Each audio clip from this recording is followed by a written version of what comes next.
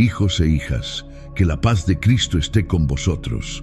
Soy el padre Álvaro Medina y quiero hacerle una pregunta directa pero profunda. ¿Alguna vez ha intentado llenar un vacío con comida? La gula es uno de los pecados más silenciosos y furtivos del alma. Ella se esconde, se disfraza de placer, se justifica como una recompensa o consuelo. Pero detrás de un plato lleno, a menudo hay un corazón vacío. La gula es un pecado que pocos confiesan, pocos lo admiten, pero puede alejarnos de Dios tanto como cualquier otro pecado mortal, porque no se trata solo de lo que entra por la boca, se trata de lo que falta en el alma. Hoy quiero invitarte a caminar conmigo a través de una historia real, la historia de Renata. Una joven que parecía tenerlo todo bajo control, pero se perdía por dentro todos los días. Si alguna vez has usado la comida como refugio, si has comido para olvidar, para aliviar, para silenciar lo que sentías, quédate hasta el final, porque esta historia también puede ser la tuya. Así que deja tu like, ayuda a correr la voz, y si aún no estás suscrito, únete a nosotros, suscríbete al canal y activa las notificaciones. La liberación comienza cuando dejamos de fingir que todo está bien. Y ahora te invito a que escuches esta historia conmigo. Mi nombre es Renata, tengo 28 años, he sido cristiana desde muy joven.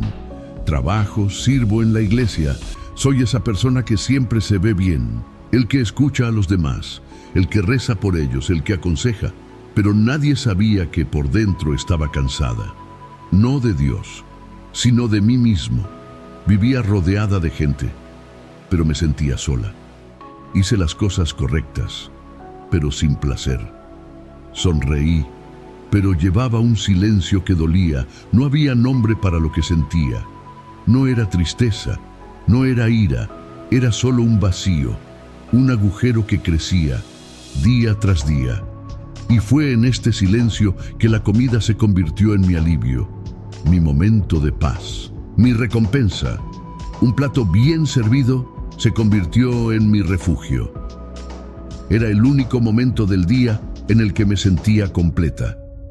A lo mejor tú también eres así, viviendo, pero no viviendo. No tengo una historia traumática de la infancia.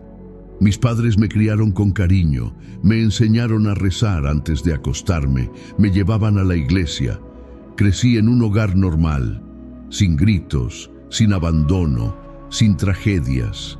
Pero aún así, crecí con un agujero dentro de mí, un vacío que no podía explicar, solo sentir. Era una sensación constante de carencia, faltando algo que no sabía cómo nombrar. A veces me sentía sola, a veces ansiosa, y en ciertos días era solo un peso en mi pecho que me acompañaba sin ninguna razón. Fue entonces cuando la comida apareció como refugio. Comía cuando estaba nervioso, comía cuando estaba contento, cuando estaba aburrido, cuando me sentía sola, cuando no quería pensar en nada. Comer se convirtió en mi vía de escape, mi amigo silencioso. Un momento en el que nadie me exigía nada, nadie me juzgaba, nadie esperaba que fuera fuerte. Éramos solo yo y el plato. Sabía cómo rezar. Él sabía lo que la palabra decía acerca del dominio propio, pero parecía que esta parte de mi vida estaba más allá del alcance de la fe, como si Dios estuviera en todo, excepto en mi hambre. Hasta que un día, mientras leía un devocional, me encontré con un versículo que me impactó precisamente. Porque donde esté tu tesoro, allí estará también tu corazón. Mateo 6, versículo 21. Permanecí en silencio durante unos minutos, y una pregunta me atravesó como una flecha. Si mi corazón estuviera en la comida, ¿qué decía eso de mi alma? Fingí que todo estaba bajo control, que era solo una fase, que me merecía ese pedazo extra, ese bocadillo fuera de turno, ese postre después de la cena. Pero en el fondo, lo sabía. Supe que ya no era hambre, era otra cosa, era una urgencia emocional, que la comida pareció calmarse durante unos minutos. y luego empeoró. En las fiestas de la iglesia, siempre era yo el que comía poco. Un plato ligero, una sonrisa en su rostro, todo bajo control. Pero cuando llegué a casa, era como si ese autocontrol tuviera un precio. Abrió el refrigerador como si abriera un escondite. Tomó todo lo que vio frente a él y comió rápidamente en silencio, sin pensar. Como si alguien intentara borrar algo dentro de su pecho, masticando una vez más. He comido hasta que me he enfermado, hasta que me duele el estómago. Y entonces, el llanto, la vergüenza, la sensación de suciedad, de falta de control. ¿Cuántas veces me he arrodillado en el baño, no para vomitar, sino para pedir perdón? ¿Cuántas veces he llorado en silencio, con el vientre lleno y el alma vacía? Hice promesas, prometí parar, rápido. Prometí que esta sería la última vez. Le dije a Dios, la próxima vez lo haré. Comencé a ayunar con fe, pero terminé a media tarde, escondido, comiendo lo que no debía. Sentí que estaba engañando al Espíritu Santo mismo, y cada vez que rompía una de esas promesas me sentía menos digna, menos hija, menos limpio. Era como si la grasa del pecado se hubiera acumulado no solo en el cuerpo, sino en el alma. Una suciedad invisible que me alejaba de la presencia de Dios. Si ya le prometiste algo a Dios y lo rompiste al día siguiente, escribe en los comentarios, Señor, dame fuerzas para quedarme. Tal vez este sea su primer paso hacia la liberación. Seguí yendo a la iglesia, no por voluntad, sino por rutina. El domingo era el día que estaba consagrado al Señor y seguí este ritual con la esperanza de que tal vez algo cambiaría. Me vestí con cuidado, como si tratara de ocultar el dolor con belleza. Llegué temprano, abracé a mis hermanos, sonreí como alguien que tiene paz, pero solo yo sabía lo que estaba pasando dentro de mí. Me senté en la banca como siempre, cerré los ojos durante los elogios, levanté las manos cuando todos los demás hicieron lo mismo. Conocía los gestos, conocía las canciones, memorizaba los textos bíblicos, pero todo en mí era ensayo, un teatro sagrado que día tras día me alejaba de la esencia. Canté, pero sin sentirlo. Oró, sin creer que la estaban escuchando. Leí la palabra, pero nada parecía entrar. El pecado que escondí me impidió rendirme verdaderamente. Era como si hubiera un muro invisible entre Dios y yo. Una barrera que yo mismo había levantado, ladrillo a ladrillo, cada vez que elegía callar en lugar de confesar. Comer en lugar de rezar, esconderse en lugar de buscar ayuda. Muchos días simplemente fingía. Fingir se convirtió en una especie de escudo. No me permití quebrarme frente a los demás, pero en el fondo quería gritar, quería que me vieran. Ella realmente quería ser sanada. Fue en una tarde silenciosa, durante una breve lectura, que algo comenzó a romperse dentro de mí. Un simple versículo ya conocido me confrontó de una manera profunda. Todas las cosas me son lícitas, pero no todas convienen. 1 Corintios 6:12. Sí, puedo comer, pensé, pero ¿debería? Y esta pregunta seguía resonando en mi alma. La comida había ocupado el lugar de Dios en mi comodidad. Ya no era solo placer, era un refugio, era una huida. Y como cualquier escape, me alejó, no solo de la gente, sino de la presencia del Señor. Mi cuerpo comenzó a mostrar signos antes de que mi conciencia admitiera algo.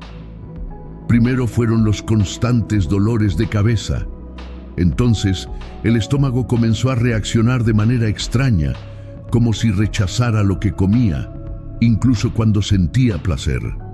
Luego vinieron las crisis de ansiedad, palpitaciones torácicas, dificultad para respirar, manos temblorosas. Una sensación de tirantez que me inquietaba, como si siempre estuviera al borde de un colapso que no llegaba, pero tampoco me dejaba en paz. Fui al médico. Hice exámenes, escuché lo que esperaba. Es emotivo, y en el fondo lo sabía. Pero no fue solo eso, era más profundo, era espiritual. Algo dentro de mí estaba fuera de eje, desconectado de la fuente que se suponía que me sostenía. Era como si mi alma estuviera cansada de cargar con un peso que fingía que no existía. Como si gritara, y la única forma en que se la podía escuchar era a través de su cuerpo. Empecé a evitar los espejos, no por vanidad, sino por vergüenza. No quería verme a mí mismo, no quería enfrentarme a lo que me había convertido. Cada mirada reflejada parecía acusarme, recordarme la falta de control, la culpa, el pecado no confesado. Empecé a usar ropa más holgada, a salir cada vez menos. Inventaba excusas para no estar presente, evitaba los eventos sociales, las reuniones con amigos, incluso las reuniones familiares. Me escondía detrás del cansancio, del trabajo, de la rutina. Pero lo que yo quería en realidad era desaparecer. Empecé a odiarme a mí misma. La forma en que me traté a mí mismo en mis pensamientos fue cruel. Me llamó débil, sucio, indigno. Comparé mi apariencia con la de otras mujeres y me sentí más pequeña. Me preguntaba cómo Dios podía amar a alguien como yo, si ni siquiera yo podía. Fue en uno de esos días de agotamiento emocional, sentado en el suelo de mi habitación, con la cara mojada de sudor y lágrimas, que una frase resonó en mi mente con la claridad de una confesión. La gula me dejó lleno, pero vacío de mí. Y en ese momento algo empezó a cambiar. Todavía sin entenderlo todo, sabía que estaba al límite y que algo tenía que pasar.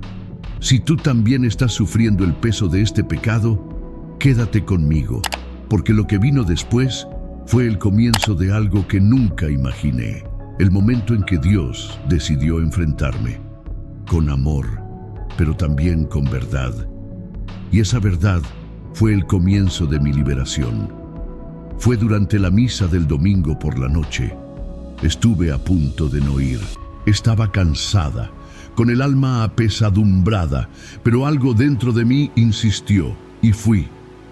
El tema de la predicación era sobre la raíz del pecado, un tema común que ya había escuchado antes.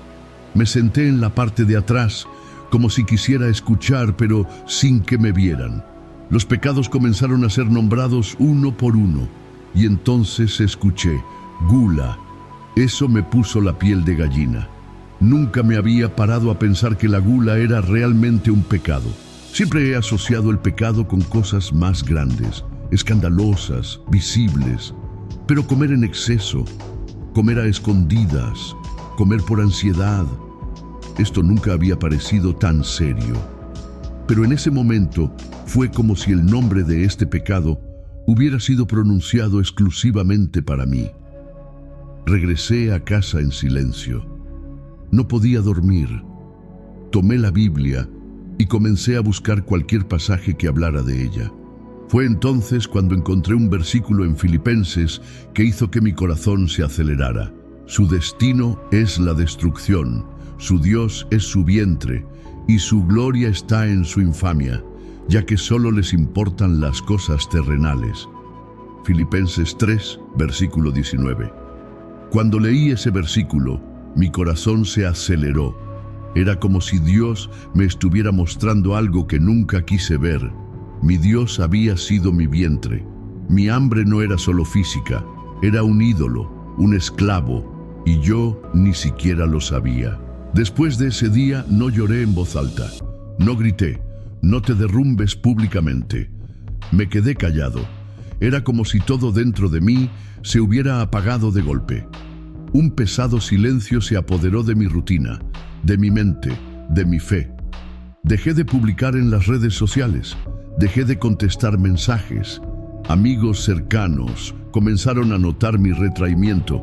Algunos insistieron, otros también se alejaron, pero no podía explicarlo, ni quería. Dejé de ir a la iglesia. Al principio, inventé excusas. Estaba cansada, necesitaba un descanso. Luego simplemente desaparecí. Con cada domingo que pasaba parecía más difícil regresar. Lo que una vez fue un refugio, ahora se sentía como un lugar al que ya no pertenecía. Me sentía avergonzada de estar rodeada de personas que parecían estar bien con Dios cuando me sentía tan lejos. Pasé días así, silencioso, cerrado, observar mi propio sufrimiento como alguien que observa algo inevitable. Y había noches en las que me quedaba sentada en la cama, sin fuerzas para dormir o pensar, como si estuviera atrapado dentro de mí mismo, viendo cómo mi fe se desvanecía lentamente, hasta que un día, solo en mi habitación, caí de rodillas, sin ensayos, sin palabras bonitas. Me limité a susurrar con las pocas fuerzas que me quedaban: ayúdame, Dios, no puedo soportarlo más. En ese momento no ocurrió ningún milagro, no brillaba ninguna luz, pero en medio del silencio, por primera vez en mucho tiempo, sentí que Él me escuchaba. Si entiendes este tipo de silencio, escribe en los comentarios: Dios, escucha mi clamor. Tal vez hoy Él esté esperando esa inspiración. No era una certeza inmediata, ni una emoción abrumadora. Era un suspiro, un leve movimiento en el alma, como si alguien hubiera encendido una vela dentro de una habitación oscura. En los días siguientes, este aliento se convirtió en impulso, pequeño pero real.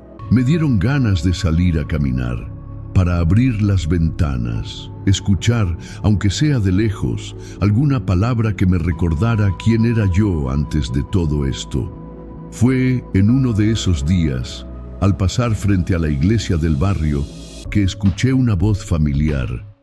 Era una monja que había visto antes, hablando con un pequeño grupo afuera. No fue una homilía, ni un discurso. Fue una conversación sencilla, pero una frase suya me detuvo en medio del paso. Dios no se da por vencido con los que han dejado de intentarlo. Me quedé allí, fingiendo mirar mi teléfono celular, pero escuchando cada palabra. Y esa frase se me quedó grabada como una verdad oculta que necesitaba recordar. Esa noche no leí nada, no abrí la Biblia ni hice grandes oraciones. Simplemente me acosté, miré hacia el techo y repetí en silencio: todavía está aquí. Y por primera vez en meses me quedé dormido plácidamente. Desde entonces, muchas cosas han empezado a cambiar. No de repente, como me imaginaba. No con revelaciones extraordinarias o transformaciones visibles, pero paso a paso, en silencio, con pequeños gestos de obediencia. Todavía sentía la necesidad de comer sin control. Todavía había momentos en los que la ansiedad golpeaba con fuerza y el deseo de consuelo en la comida aparecía como un reflejo. Pero ahora entendía lo que había detrás. Comprendí que esa hambre no era del cuerpo, era del alma. Busqué ayuda. Hablé con un consejero espiritual de la parroquia. Luego fui a un psicólogo. Por primera vez escuché mi propia historia en voz alta, sin ocultar las partes feas, sin embellecer las cataratas. Exponerme daba miedo, pero era necesario. Por primera vez entendí que no tenía que ganar solo. Tuve recaídas. Momentos en los que comía más de lo que necesitaba, días en los que lloraba por haberme rendido, pero a diferencia de antes, ahora no me escapé. Osé, ayuné, lo confesé. Ya no usaba la culpa como excusa para alejarme, lo usé como una razón para acercarme. Hoy en día todavía estoy en el proceso, pero soy libre porque ahora ya veo. Así como en la palabra: y conoceréis la verdad, y la verdad os hará libres. Juan 8, versículo 32. Me siento como la nueva Renata, todavía en lucha pero consciente, todavía en camino pero de la mano de Dios. Así que, hijos míos, este fue el testimonio de Renata. Si han llegado hasta aquí, sepa que no fue por casualidad. Hay dolores que ocultamos incluso de nosotros mismos. Hay pecados que no se muestran con escándalo, sino que se corroen en el silencio, y la gula es uno de ellos. Tal vez también estés luchando con algo que nadie ve. Tal vez por fuera todo parece normal, pero por dentro estás gritando por ayuda. Hoy escuchaste la historia de alguien que se cayó, pero que decidió levantarse, y eso también está a tu alcance. Porque no hay abismo donde la mano de Dios no pueda llegar. Y si este mensaje te habló, deja tu like. Esto hace que esta palabra llegue a otras almas que necesitan escuchar lo que ustedes escucharon hoy. Suscríbete al canal y activa las notificaciones. Cada video aquí es una oportunidad para la curación, una nueva confesión, un nuevo comienzo. Si tienes una historia que puede tocar y transformar vidas, compártela con nosotros. Escribe en los comentarios. Le enviaremos un enlace para que pueda enviarnos su informe de forma segura y confidencial. Si lo deseas, tu nombre será cambiado, pero la verdad de tu experiencia será preservada. Sigue mirando, ya que el próximo video ya debería estar apareciendo en tu pantalla. Haz clic y sigue este camino, que apenas comienza. Gracias por acompañarme hasta aquí. Que Dios esté siempre en tu vida, iluminando tu camino. Nos vemos en el próximo video.